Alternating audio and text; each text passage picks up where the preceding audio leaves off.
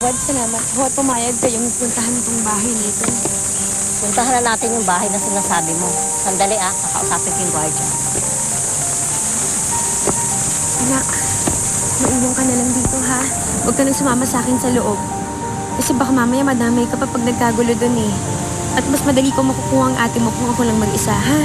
Sana nga po makuha niyo na po si Ate Blanca. Huwag kang malikod at huwag kang aalis dito ha. Hintayin mo akong bumalik. Hindi talaga pwede. Pasensya na po. Ha?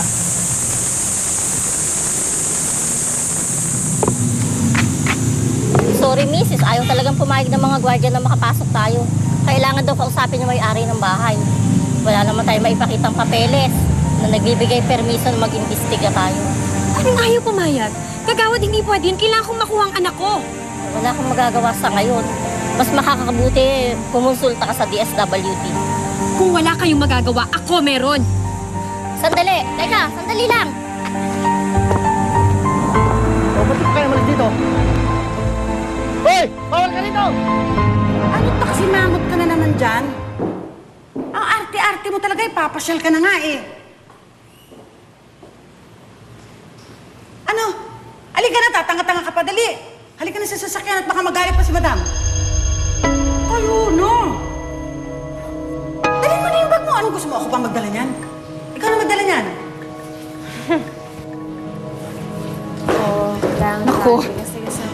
Eloisa, Oo, ma'am. di ba nawawala ang alahas ko? Ha? Tita, sigurado kayo?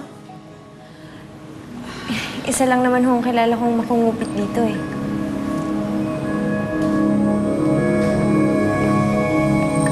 Blanca, magtapat ka sa akin. Ikaw ba ang kumuha ng alahas ko? Hindi po. Magsabi ka ng totoo. Hindi ko po magagawa yun. Hindi ko po magagawang magnakaw. Patingin mo. Hindi mo alam po ako. Blanca! Ay! Blanca! Hindi pa ako tapos sa'yo! Ako bahala dyan. Sandali! Bawal kayo dito! Ay!